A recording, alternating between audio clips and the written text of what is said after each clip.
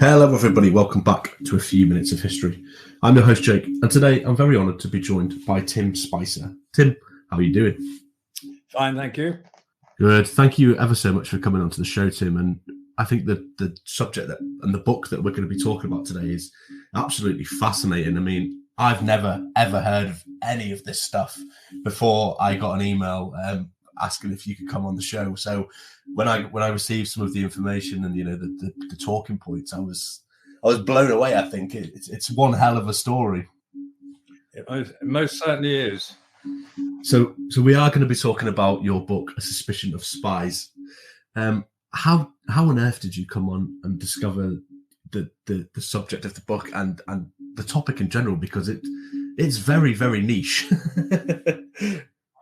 Well, I wrote a previous book called A Dangerous Enterprise.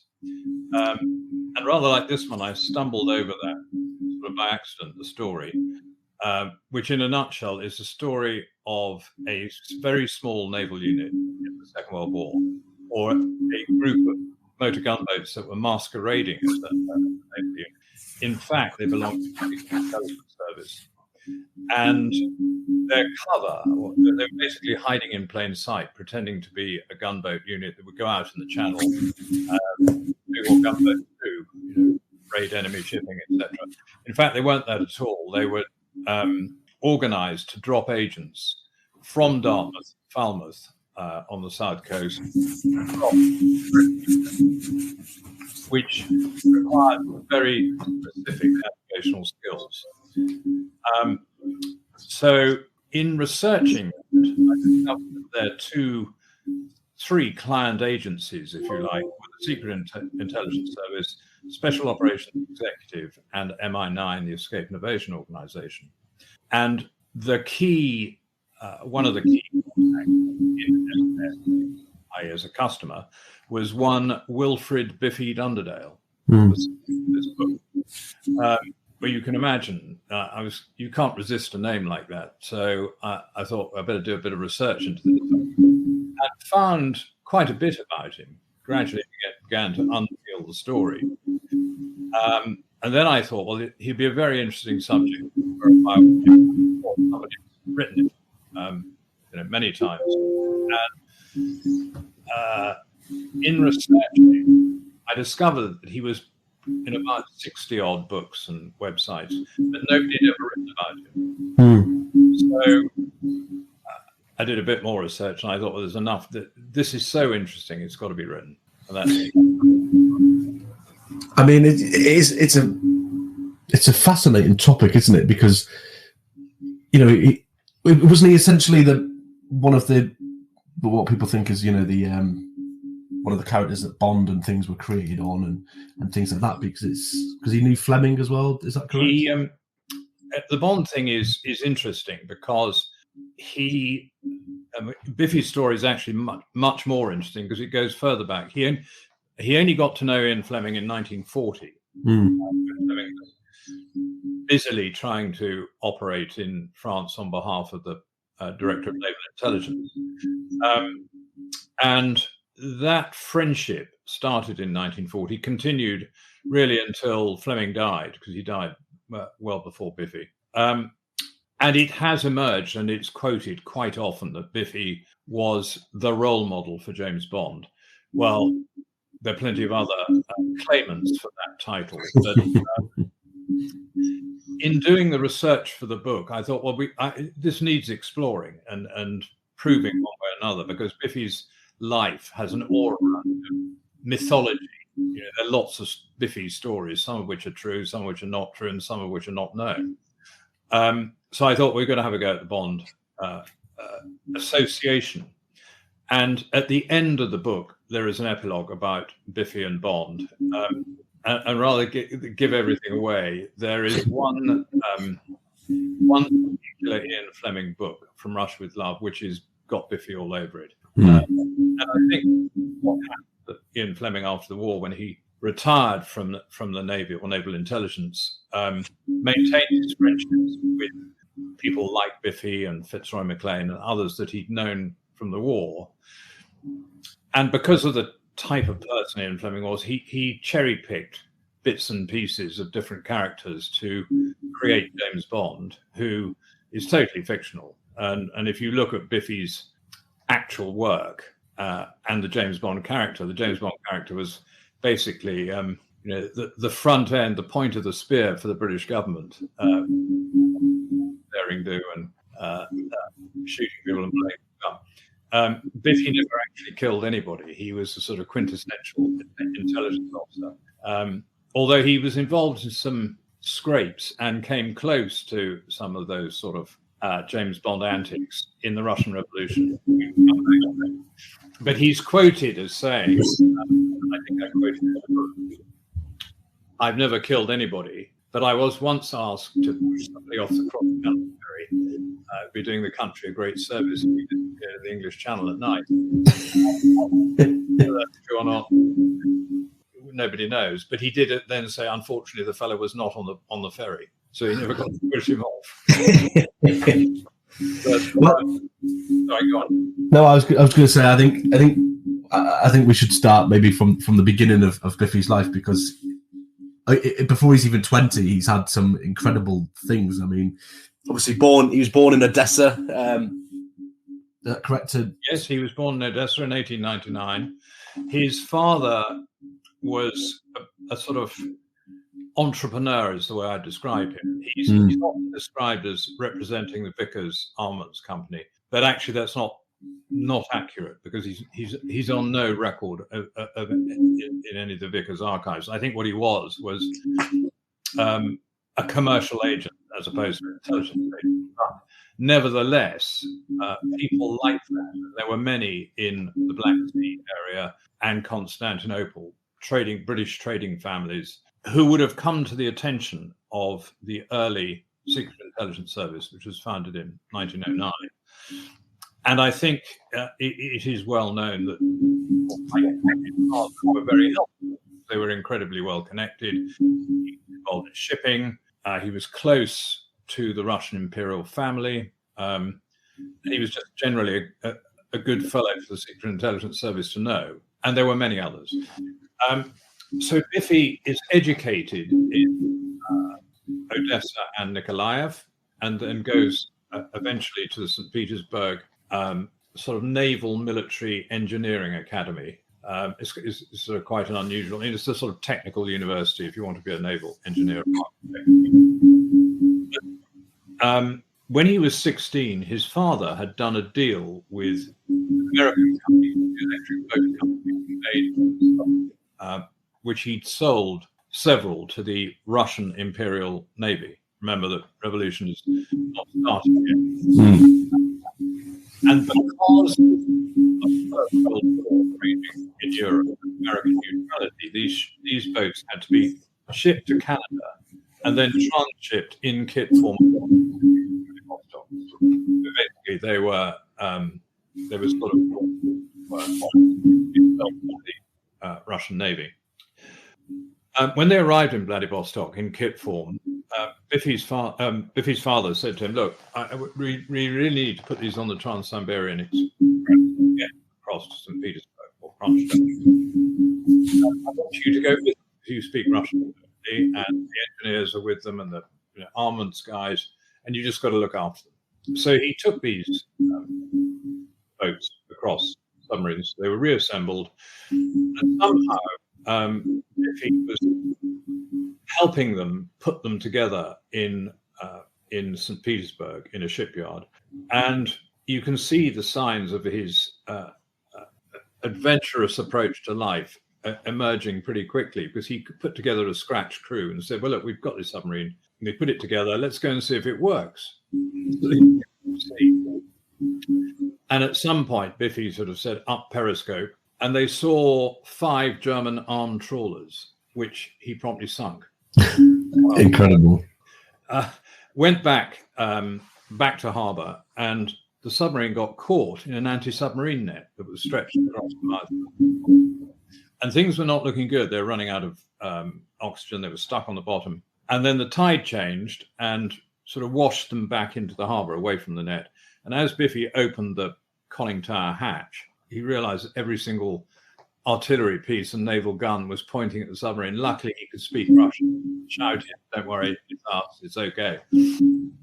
And as a result of that, the Tsar got to hear of it and said, "Well, we better give this chap a decoration, an award." And he wanted to give him, I forget which award it was, but it was the equivalent of a gallantry award and a knighthood. And the courtiers said, "Well, we can't, because in order to have that award, you've got to have the one below it." And the Tsar just said, "Well, what's the problem? Give him both." Which he did. And later, when he gets married in Paris, wearing a naval uniform, you can see them both there quite clearly. But that wasn't his only adventure. So he then was signed up by the British Naval Intervention Force. Russian Revolution had taken place. Russian war raging, particularly in the Crimea, and the British government sent a naval contingent and troops to try and help the White Russians fight the war. Biffy, at this stage, has sort of gone back to school, now 17 years old, and was co-opted by naval intelligence as an interpreter, just a sort of local hire. He soon proved to be pretty good at his job and much better at and just translating. And it became apparent that he had so many contacts and was just a natural for running intelligence, creating and running intelligence networks. So he was very swiftly given the rank of temporary unpaid lieutenant in the Royal Naval Volunteer Reserve. And his intelligence reports are incredible from the time. They're all in the National Archive queue. Unbelievably detailed for somebody who's 17 years old with no real, except sinking those German trawlers. But he progressed, and he was given, to go back to your original question, his adventure, his early life adventures. He was given 2 mentions in dispatches for his intelligence work. And then during the course of gathering intelligence, he got wind of the fact that another one of these submarines that his father had actually given to the Russian Navy, the Bolsheviks had infiltrated the crew and were about to mutiny and throw the officers over the side or kill them all or whatever. So he led an intervention team and basically quelled the mutiny himself. He was given a military MBE when he was 19 years old, I think. Anyway, the story is in the book. So by the time he's 20, he's got 2 Russian Imperial Gallantry Awards, 2 mentions in the dispatches, and a military MBE. That's some going, isn't it? That's some. It's going some, really. So when the revolution and the First World War are both done with, what does he do next? Does he, does he want to stay in intelligence and things? Well, he does. So what happened during the course of his intelligence gathering as this temporary hire, if you like, quite a lot of his reports got to the Director of Naval Intelligence, and he was highly thought of, and obviously, he had been decorated for his intelligence work. So in 1921 or 1920-21, he was sent back to London to an investiture to get his MBE from the King. And during the course of that visit, it's not quite clear how, but he was interviewed by the Secret Intelligence Service because they had obviously read the reports having been passed to them by naval intelligence.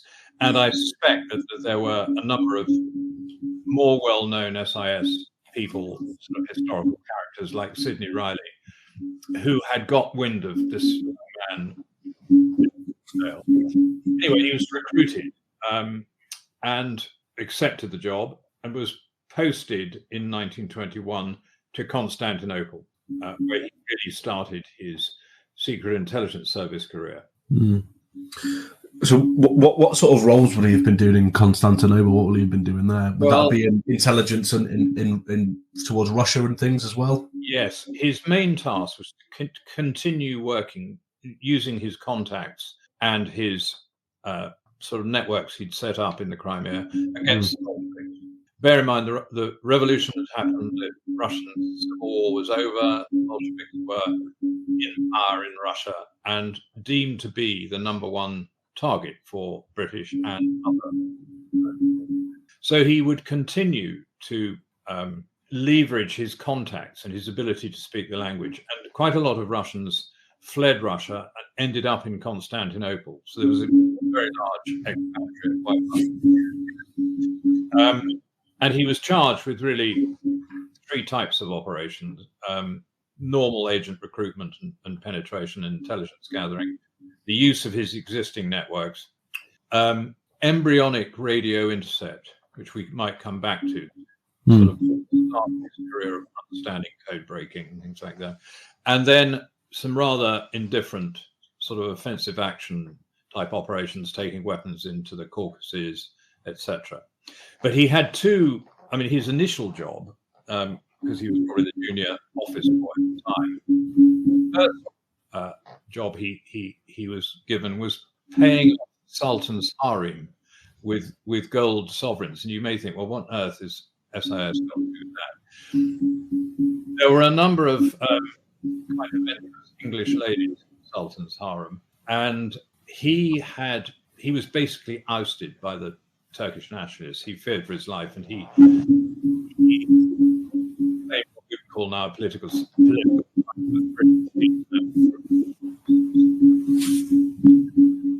And it was agreed that he would leave on a British naval ship. So Biffy had to oversee that operation, being in touch with the Grenadier Guards who were stationed at the Sultan's palace. But after he'd gone, the nationalist government instituted, I think, something called the monogamy decree, which basically you couldn't have 20 wives in a hurry. So it had to be sort of all got rid of. And as there were British nationalists, he was given a bag of gold sovereigns to make sure they went home in a hurry. So that's part of the Biffy bit, but it is true. But he was then very successful in agent recruitment and gathering intelligence. And I mentioned earlier this business of beginning to understand intercept, which he had sort of played with when he was in the Crimea, because one of the things of intercept, which actually led to the everybody knowing about the mutiny on the submarine, and he met in Constantinople a young French officer called Gustave Bertrand, who throughout Biffy's life, actually, in particular, who was running the French military intercept operation. And Biffy somehow got involved because he understood the value of as a sort of adjunct to human intelligence. And there was one point at which we don't really need a human station in intercept, but the head of station, one Harold Gibson, protested violently and said, look, that is completely useless, because when we actually have no feet on the ground, and it is only really by recruiting well-placed agents you can find out what is in the mind of your opponents. And obviously their intentions and plans. And you can do that to a certain extent with intercept, but not in isolation. So this understanding of sort of electronic intelligence gathering play much later, at the beginning of the Second World War, or the run-up to the Second World War. And Biffy is successful in Constantinople, so successful that actually in 1926, 5 years later, he's nominated as the head of station for 2 stations in Paris, which for a 26-year-old is going. So he moves from Constantinople to Paris, again largely because a lot of expatriate white Russians had moved to Paris as well as Constantinople, and then when Kemal Ataturk and the nationalists took over in Constantinople, I think a lot of them moved to Paris. So ready-made group of people that he would go and talk to, and many of whom he knew. He finds in Paris, a parallel station designed primarily to do the most important work of liaising with the French Deuxième Bureau. And lo and behold, within the Deuxième Bureau is one Gustave Bertrand. So he immediately has access into them and makes a real success of Anglo-French. So what would he have been doing there? Would he still be doing anti-Bolshevik stuff? And I mean, as imagine as it goes into the 30s, there'll be a lot of... So the key events, Biffy was the head of station in 1926, 1940, and we can come to what happened in 1940. But initially, the target was still the Bolsheviks. Yeah. Things were getting tricky now because the White Russians, quite a lot of White Russians had sort of had their eye on the main chance and were creating false intelligence and selling it to various people. There were a lot of quite unscrupulous people. And also the Bolsheviks had penetrated these expatriate communities, and communities, if you like, and turned quite a lot of them. So sifting through this complicated environment was one of Biffy's primary tasks. And his real skill was working with the French, who the French, I think, the Bureau in Europe at the time, were very, very capable intelligence gatherers. And they threw a lot of money at it, much more than the British did. But not only do we have the Bolsheviks, we have quite actually, and sorry, just before I go on to the other elements, there were a number of quite significant defectors from Russia, one of whom was Stalin's secretary. And because Biffy could, and they went to France rather than England, and that was the Brits should have grabbed them, but they didn't. But because Biffy had developed this very good relationship with the French, he was automatically and immediately brought into the debriefing process. But in addition to the Bolsheviks, you have the rise of fascism in Europe. So you've got Bolsheviks and both France, Spain, Italy, and Germany. And I think that the French were very keen to keep an eye on them. Not that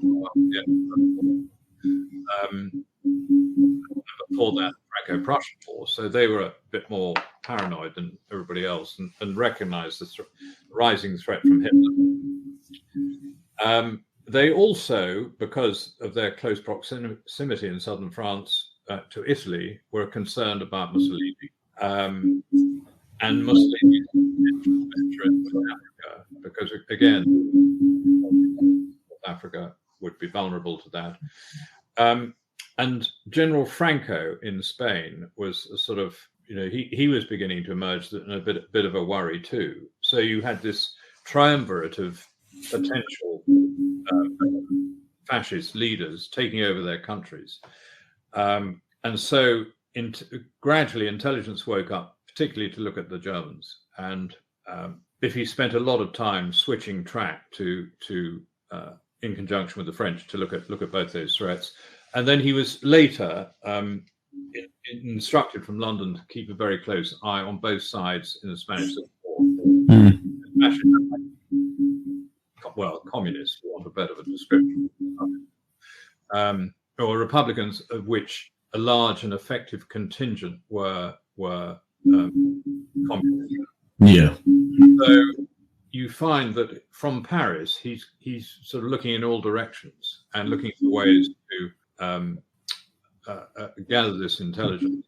And very happily for him, he was very close to people in the Deuxième Bureau. I imagine that he must have been very busy, and he must have had quite the network as well to look at the Spanish, the Germans, the communists, and he did. He was a busy chap. But if I can just describe how he operated in Paris for a second, you see, and then I'll sort of lead into how he how he got other people to help him. He took a view that he was a wealthy sort of bon vivant type, and Paris at the time, in the late 20s and 30s, was a pretty wild city. Yeah, and he thought that, and full of wealthy young people enjoying themselves, and the sort of cultural mishmash. And he thought, well, how am I going to sustain a cover here? Because if you have something else, you have a cover story, you really have to maintain that and live it. And it has to be done 24 hours a day, 7 days a week, 365 days a year. And besides, French already knew who he was.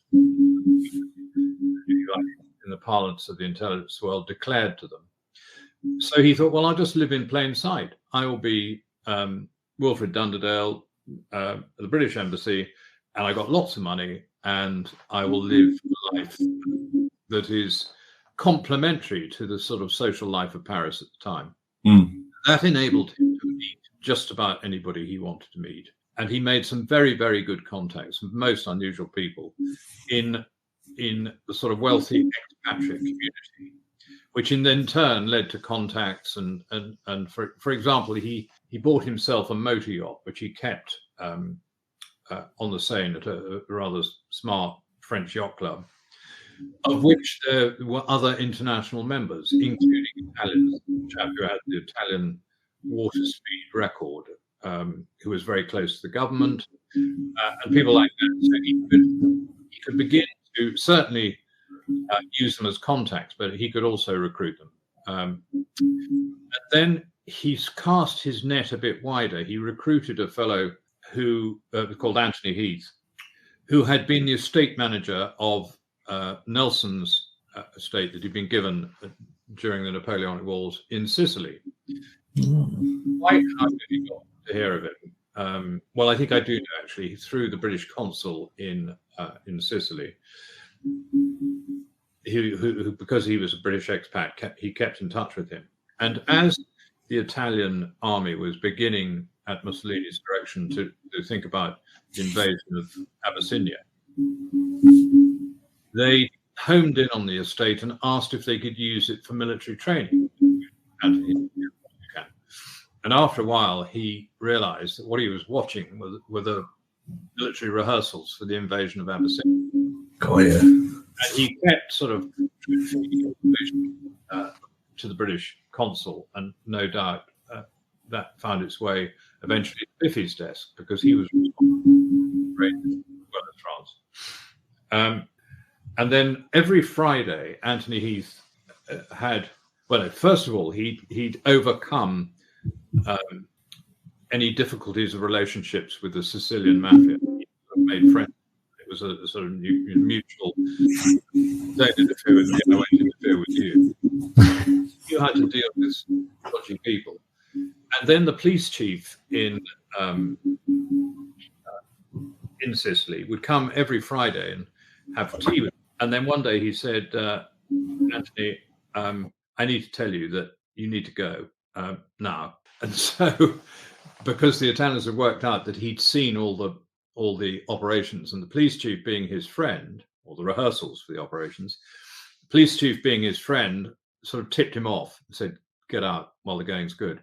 So he leaves, takes a passage to on a ship to Gibraltar, where quite unexpectedly, as he lands and comes down the gangplank, a naval officer comes up to him and says, excuse me, are you Mr. Anthony Heath? And he says, yes, I am. He said, will you come with me, please? And he takes him to the office, dockyard. And there sitting at the desk is Biffy, saying, we've been watching what you're up to. Loved your reports. How'd you like to work with me? So he recruited him. And he worked both in Spain and then subsequently in France, directly with Biffy, pretty much throughout the war.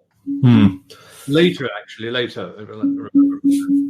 became Biffy's liaison officer with the Free Polish Intelligence Service, and subsequently went back to Italy in the closing stages of the Italian campaign, and was the man who tipped off the Italian partisans where they could find Mussolini and his mistress.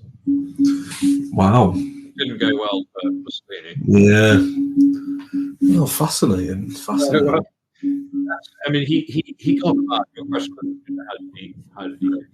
So that's what he did, and then increasingly, the Russian Bolshevik Soviet threat faded in comparison to the rise of the Nazis.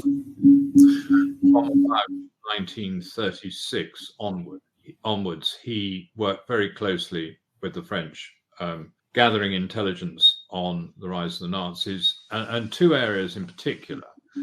We talked earlier on about his interest in electronic intelligence gathering and code breaking and intercept. So all this time, the Germans have developed what became known as enigma. This very encoding they use in all their military communications. And people were worried about it. Suddenly, it was a commercial machine.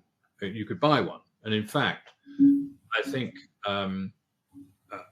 the people at the very embryonic, bought one to look at. But the Germans took it off the commercial market and made it much more complicated. I'm not an expert, but and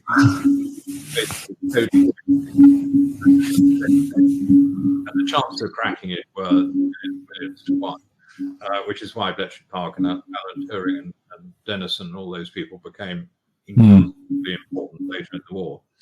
But the Poles were onto it very early on, the Polish intelligence service, and in their cryptology department, they couldn't understand how this thing worked. And so they ran a competition in Poland, this is in the 30s, at Poznan University, to invite mathematicians to try and solve the problem of enigma. And basically, three of them were really quite successful and were recruited and formed the nucleus of the people that actually started the work on enigma. And they broke it. And of course, as they broke it, and the Germans found out it was broken, although the intent was to try and keep the fact secret that it had been cracked, it got more and more complicated. And then, and Biffy and Gustav Bertrand were very closely in touch with their Polish friends in the cryptology department. And Bertrand also ran a human intelligence agent, a German who was working in the military signal bureau.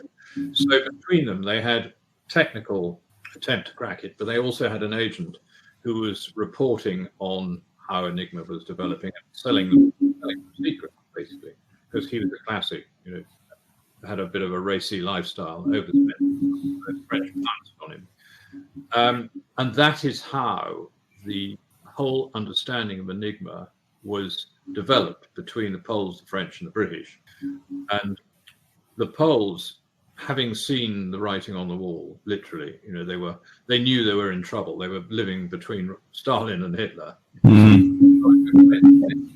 And at a conference in Warsaw, which Bertrand and Dunderdale attended, they said, "Look, you give us what you've got, and we'll give you two Enigma machines, how they work." And those machines were taken in a diplomatic bag from Poland to Paris.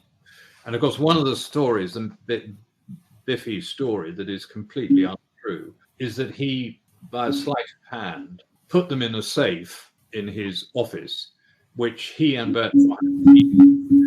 But unknown to Bertrand, there was a back door of the safe with another key, which only Biffy had. Completely untrue. It's a great story, but it's completely untrue. And what happened to those two machines? One stayed in France and the French. We are in 39 now, and one was taken by Biffy by train to London and presented to Stuart Menzies, who was then the head of who basically oversaw and ran Bletchley. So essentially, the thing was delivered by hand to Bletchley. I mean, it arrived at Victoria Station, and there was Stuart Menzies and I think Alan from, and they said, here's the machine. Go away, crack it. And that's how Bletchley, together with their embryonic computers that they had, largely the work of Alan Turing and others, were able to crack it. And of course, most people understand that Enigma was the most important thing in the Second World War, us having it and reading everything, and how important it was to protect that secret. So it was largely down to Biffy, and although later, in 1974, when the Enigma secret was sort of let out of the bag, he was interviewed by the then GCHQ to say, well, didn't you think at the time this was the most important thing you ever done? He said, no. I did much more important things than that. So he sort of played it down a bit. Extremely important. And then at the beginning, in 1940, when the Germans invade France, chaos and SIS station had to Stuart Menzies was so concerned that Biffy would be captured and the Germans would apply their rather medieval methods to getting him to talk.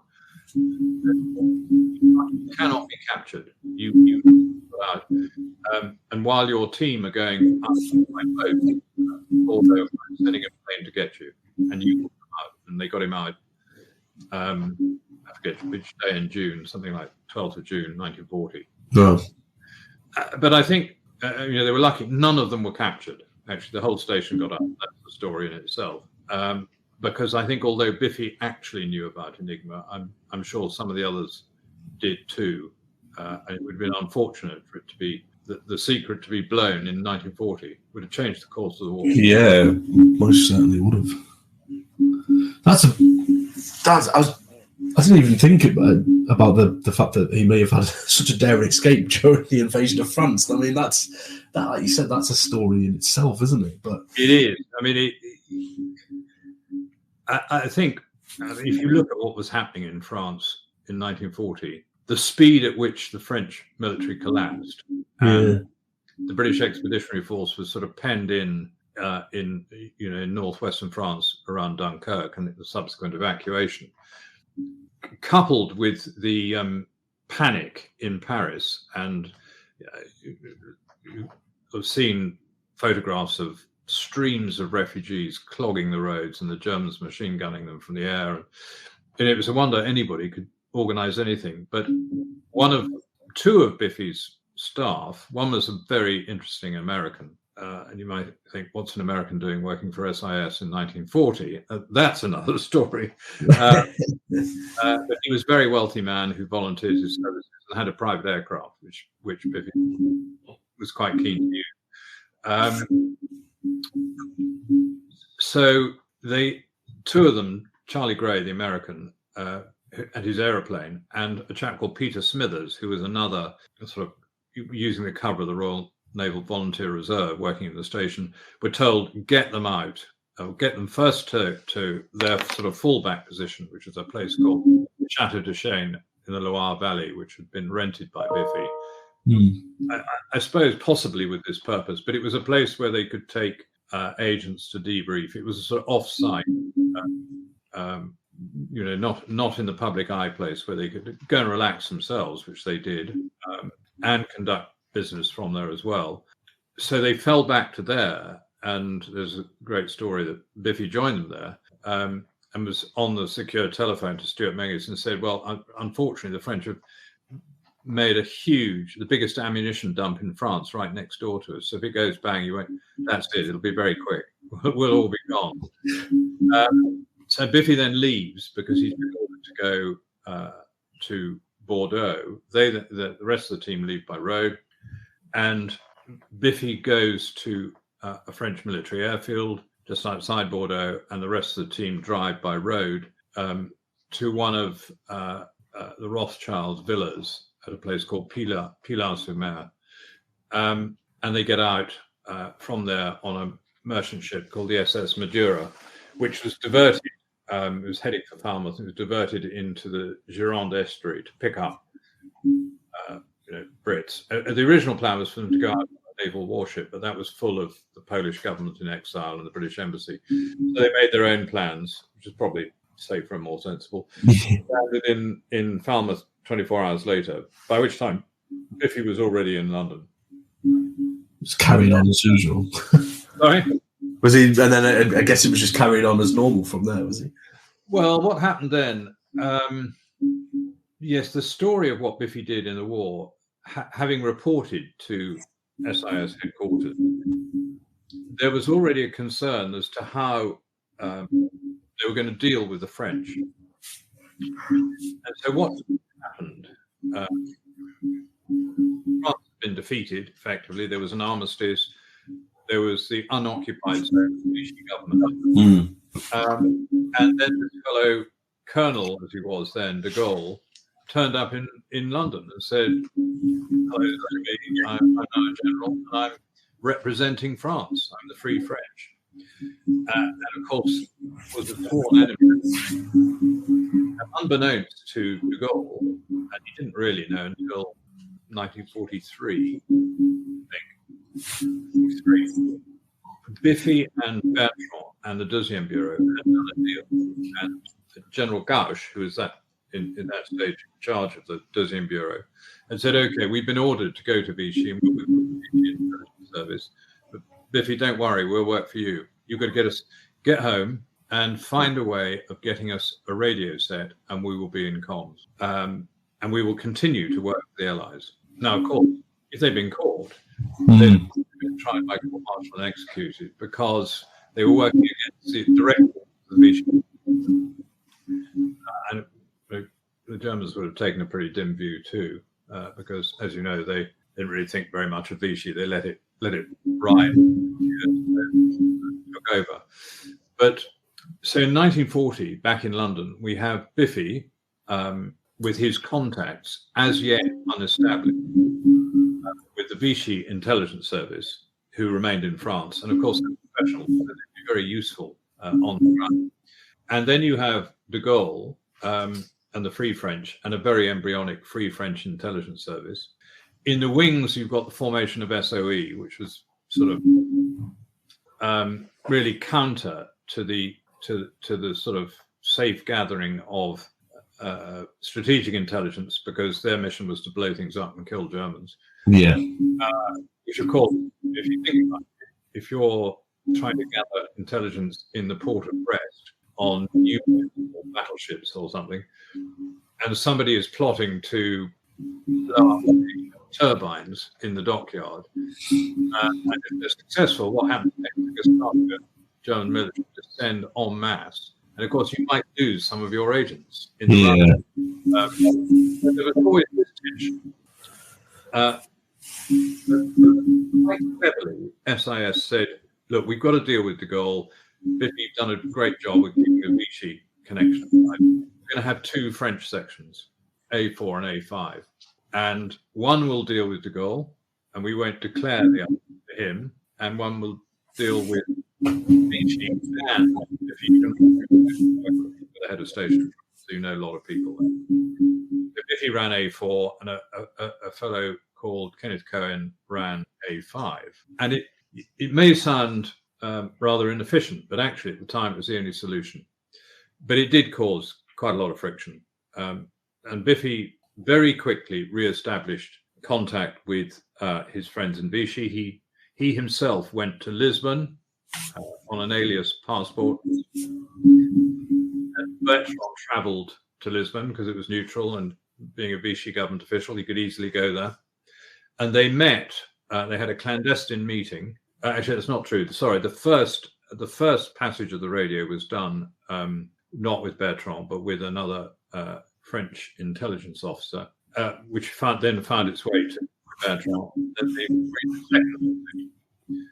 second, and Biffy passed the radio and crystals and code books and everything else, and they were back in business. And the Germans really got the measure of how much intelligence was passed by radio directly from Vichy to Biffy's team in London.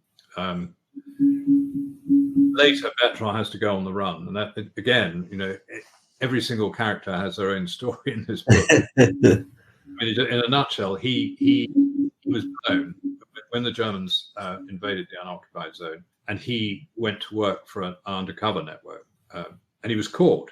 He was captured in Paris. He was a very quick-thinking professional intelligence officer. So the German intelligence service, as opposed to the Gestapo, the Abwehr, knew they had a real catch. And they said, well, why don't you work for us? You stay with Vichy. Really didn't know that how close he was to the Brits. We'll pay you an awful lot of money. You can have a nice house. And because you will have an Abwehr identity card, the Gestapo will leave you alone. So Bertrand, quick as a flash, said, yeah, okay, fine, done. Immediately then went on the run. He did, I think probably with his first paycheck and his Abwehr ID card, and made his way to London. He was picked up by one of our clandestine Lysander operations, actually arranged by Biffy, and arrived and had dinner with Biffy and Stuart Menzies on the 5th of June, 1944. So they were having dinner as the invasion fleet were leaving to go across to Normandy. But eventually, this mismatch between Vichy and the Free French, everybody put their heads all together and it worked. It ended up working well. De Gaulle accepted it, although the key intelligence officers from Vichy were never decorated properly. And quite a few of them come to either Norfolk or London were going to be charged with treason after the war. And Biffy's sidekick, Tom Green, had to go to Paris specifically to look after them and make sure they were put on trial for treachery. So it is a long-running story. De Gaulle was bitter about it, and he never really gave them the Légion d'honneur or anything like that till much later, till about 60. So Biffy ran some very successful networks. He worked with the Poles, the Free Polish Intelligence Service, who had a wonderful network in France called F2. And Biffy started to set up networks, some of which were more successful than others, but ended up with one of the most successful networks that survived the whole war, called Jade Amical, which provided intelligence sequentially on potential invasion of Britain, the threat of the North Atlantic convoy, like America, and then subsequently the V1 and V2 rockets. So the flow of intelligence through the Poles and Biffy's own intelligence networks and Vichy corroborated what Enigma was telling the War Cabinet. So human intelligence and technical intelligence. And Biffy, I think, I remember I made a comment about him slightly poo-pooing his work with Enigma. I think he felt that running agents and his human intelligence operations were not more important, but as important as the Enigma intercept, because it could corroborate. The two were mutually compatible. It makes you wonder how he even slept at this point of the war. That's because it's so much to do, and there's so many different avenues and areas. I've often thought about that, but if he started in this game when he was 18, or even earlier, 16, and I think that he also knew how to pace himself and delegate, and he was very good at picking people to work with him, and they were a very close-knit team and very loyal. And I think that he was able to take a pace back, and in spite of all this frenetic activity in wartime, was to sort of manage to sustain himself, so he didn't fall apart. So as the Second World War's coming to a close, then is he casting his eyes towards the communists once again, and the threat of like Poland and places like that being taken by the communists? Is that worry creeps up again? I guess. He was very perceptive, and of course the Russians, the Bolsheviks in the past and the Soviets now, were his old enemies. Backwards. But he was very quick to work out, as were the French, that once Hitler was defeated, guess who was going to be the next problem? Yeah. But even though he'd been our ally during the war, they knew that he would go back to his old ways. And quite early on, it was sort of 1945, Stalin put his cards on the table after the Yalta and Potsdam, and basically said, well, Poland's a communist country now. We're going to install our own government. We're going to occupy it, etc. Which left Biffy's Polish friends in the Free Polish Intelligence Service in a bit of a quandary. And quite a few of them stayed in London. They were given the option to relocate here, as were quite a lot of Polish military people. And I suspect the one thing that isn't well known is that Churchill made a sort of decree, I can't remember what it's called, it's the sort of Polish promise, I think it was known as, that those that had fought on the Allied side and were in England could stay here. Yeah. Even today, there is still a remnant of that in the Polish villages, which were set up for Poles around the United Kingdom and run by basically the War Office as it was, and now the Ministry of Defence. And there's still one actually very close to where I'm sitting now in Newton Abbot in Devon. They're all getting a bit long in the tooth, and the population's not so great because as they had children and young people, they went off and found their own lives. But Biffy was part of that, and he basically said to the French intelligence, the Polish intelligence service, look, you can go back if you want, but probably won't go very well for you. Or you can go back and work for me if you're feeling very brave. And there is no doubt.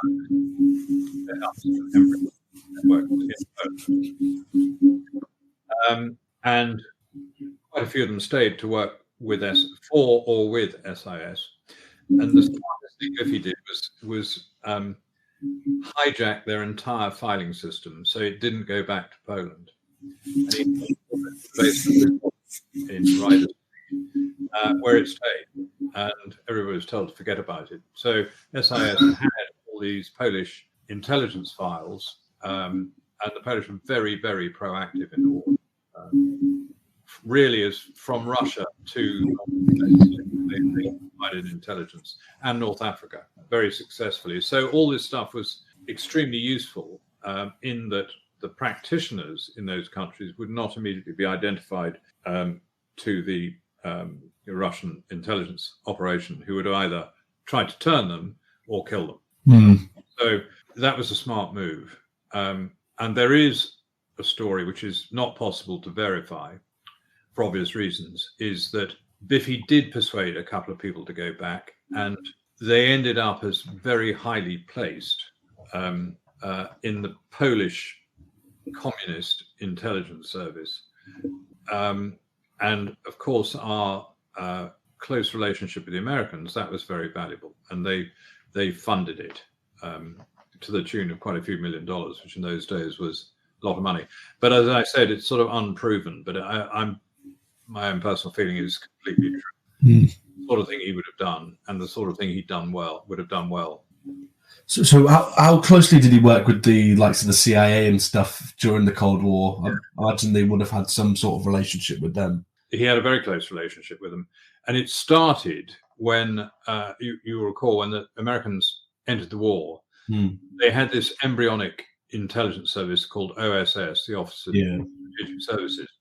And when they first sort of turned up in England, they were cold-shouldered a bit, treated as sort of, well, who the hell are you? What do you know about this? You're brand new. We've been doing this for a long time. And Biffy didn't take that view. He welcomed them, helped by the fact he had a very glamorous American wife, and quite a lot of them, OSS, who were given a rather cynical nickname of "Oh So Social," came from the sort of people that his wife June knew. So anyway, he liked Americans and he got on with them, and he was very welcoming to them, whereas others weren't, and that stood him in good stead for the emergence of the CIA, because OSS was disbanded at the end of the war, and then suddenly sort of worked out, well, actually, we probably need a foreign intelligence service. So it went through a couple of iterations, which eventually then became the CIA. And Biffy was welcomed by the CIA. They liked him very much. And he made, in 1946 and 47 and 48, numerous trips to America to foster this what had started in the war and was going to become a really important relationship for the Cold War. So they liked him very much, and they gave him a very nice decoration, the Legion of Merit, for his wartime work with the Americans. And he went on, he kept close to them, but then things got very tricky because part of his remit, he was made. People didn't really know what to do with Biffy after the war because he had an incredible war and he could basically write his own charter, if you like. And he was, as SIS was reorganized for so-called peacetime, but Cold War operations, he was made his title was Controller Special Liaison, which is pretty much a license to do what he wanted. But he did get involved in overseeing clandestine military operations behind the Iron Curtain. So in the late 40s and early 50s, we the Allies, Americans and Brits, would recruit expatriate nationals, refugees and people from Poland, Ukraine, some East Germans, I think, Latvians and Lithuanians particularly, and insert them either by parachute. Actually, parachute was considered too risky. By another motor gunboat operation, very similar to the one that I told you about at the beginning, from the North German coast, Kiel in the Baltic, via a Danish island, Bornholm, into the North European Baltic coastline, Poland and the Baltic states. And that operation was designed to really, it was sort of hangover from the war. It was a cross between SIS operations and SOE operations using expatriates. The problem was that every operation had to be briefed to the SIS Russian desk, which was run by one H.R. Philby. So the moment that they planned an operation and inserted people into these countries, Kim Philby passed it on to the Russians. And the Russians were good at playing it. They sort of pretended that some of them had got through, some of them were captured. And it was a great double play. Not Biffy's fault, but it actually, his understanding of this and his friendship with the Americans stood SIS in good stead, because one of the questions I raise in the book is when he came to retirement age, one of several debarques of the sort of SIS post-war history, another being sort of Suez and a few other things, to the point where the government said, look, we've got to stop these, what they would call the robber barons, the old style sort of freebooting operators. It's got to stop. We've got to get this into a different game. No more clandestine operations behind enemy lines. And of course, we'd had the Philby, McLean, Burgess treachery. And the Americans, I think, took a view that SIS was untrustworthy, full of Russian spies. And there was a point at which I think that level of trust sank so low that although Biffy was due to retire in 1959, they never could get rid of him because of his record. I don't think they tried too hard. They did get rid of some other of his sort of colleagues of his vintage. But I think this is a theory, that he was asked to go to America. He retired from America and married an American. His third wife was an American, to steady the ship and to try and really maintain good relations with his friends in the American intelligence community, in order to say, look, actually, it's not all bad, and we've got to maintain trust and work against it. And that's really how he ended up. I was going to say, did the Americans try to nab him, if you will? But that makes sense. If he went to America, I imagine, like you said, it's only a theory, but I imagine that they wouldn't have let a man of his talents just. I think what happened, he retired when he was 60. I don't think they tried to recruit him per se. Yeah, I don't think they needed to. I think that he'd always worked with them. And actually, if he had this remit from London, it was in everybody's interest to try and make it work. But he did, undoubtedly, he did socialize a lot with his former wartime OSS chums, who were all pretty much now in the CIA. So I think he did quite a lot of, steadying the ship, smoothing the waters, whatever you want to call it. And he lived there quite happily until he died. Fantastic. So, how would you sum up Biffy's life if you could in a set? I know you've written a book on it, but if you could sum it up in a short sort of sentence, that or Sue, how would you sum it up? Because it's a fascinating tale, isn't it? I think it's incredible. I think it's everybody's dream if they want to be an intelligence officer or James Bond or whatever. He was it. He was the man. Very successful. Had a very exciting and amusing life. Got away with all sorts. Never got captured. Never got caught by either side doing what he wanted to do. And I think he was just a very, very capable man. And that's why I wrote the book, because I couldn't believe that he hadn't been recognized publicly. I think certainly the intelligence services, both in America and Britain, obviously, and France, and probably the Russians knew exactly how good Biffy was. Yeah. But he's never, although he lived out in the limelight, he never really stepped out of the intelligence shadow. And I had a book written about him. There are hundreds of former intelligence officers. I mean, acres and acres of books written about him, never him. And I don't know whether that was deliberate or it just didn't concern him. There's a clue in his attitude to when he was quizzed about his contribution to Enigma, in that he poo-pooed it. And I think he genuinely thought he just did a good job. It wasn't that fantastic. I would disagree. I thought it was incredible. I mean, from speaking to you and from what I have read of the book and things, it's almost indescribable how impressive his career was, isn't it? I mean, it was very impressive, and I think that he does serve as obviously nowadays, I think as a character he serves as a good role model, but nowadays he couldn't have got away with half of what he did, because it's difficult to hide and play those sort of games that he did. Anymore. In a sort of digital world, it's very difficult, and total surveillance and electronic monitoring, and I think perfectly possible to conduct intelligence operations, but much more difficult. I mean, you would not be driving around in Paris in a Rolls Royce, living large, and doing your job. No, definitely not these days. I think, especially with the advent of the smartphone and things. I mean, you'd be all over the internet within seconds.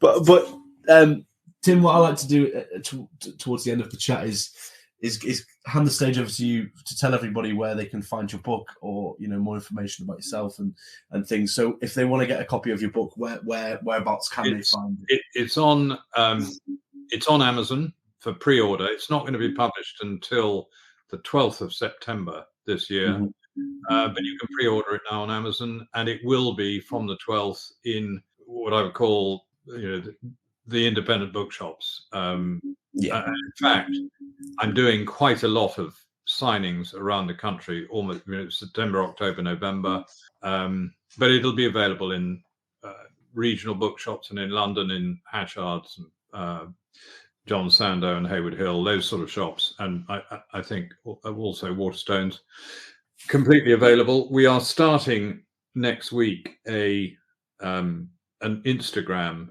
feed about Biffy.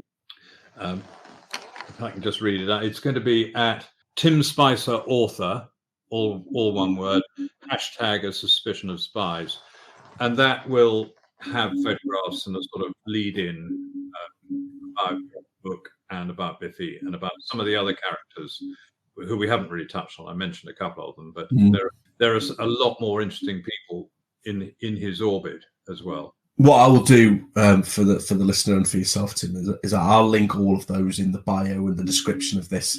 So if people want to check out the Instagram, I'll put the pre-order link in and things like that. But before we finish, is there anything? Are you going to maybe do a sequel on some of the other characters or some of the specific things that have happened in this book? Is there a? I mean, there are so many other things you could do, but is there something that maybe you're going to work on next?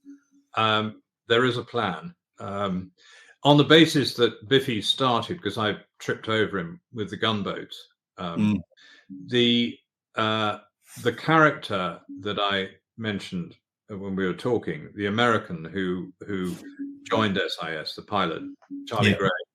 He is another interesting character because not only did he work with Biffy, he was an expatriate. Well, he was an American who grew up in Chicago and became a reporter for the Chicago Tribune newspaper in sort of just before the First World War. And his first job was to go as a reporter to the American-Mexican War, the war against Pancho Villa. And then, because he was a qualified pilot, in the First World War, there was an American volunteer air squadron called the Lafayette Squadron, who basically were integrated into the French Air Force. And he flew for them as a fighter pilot and was highly decorated. Not quite conventional at the Congressional Medal of Honor, but damn nearly. And then he decided to stay living in France, married another American expat, and came into Biffy's orbit. So his story, and I've alluded to the World War II bit, from the time he was reporting in the Mexican-American War all the way through the Second World War, where he was with Biffy, then joined OSS, and then joined the CIA and stayed with them until 1962. So I think he's next. That sounds awesome. That's a great little teaser there. It'll be a while, but I'm very happy to come back and talk to you when that one's done. Yeah, no, absolutely. I mean, yeah, I'm definitely up for that. Tim, it's been an absolute pleasure having you on. It's been a wonderful, wonderful story, and everyone, I'd definitely recommend getting yourself a copy of Tim's book when it comes out. Like I say, I will link that in the description for the pre-order link. And then when it comes out, Tim, what I'll do is I will then link it again with a fresh one so that people can get straight onto that. But Tim, it's been an absolute pleasure having you on. Thank you for joining me. Thank you for giving up your time on this Sunday morning. But it's been great chatting to you. Not at all. I've enjoyed it. Thank you very much. And thank you everyone for listening. Don't forget to subscribe and drop us a rating as well if you're listening on Amazon, Apple, Spotify, things like that. Thank you all. We'll see you on the next one. Cheery bye.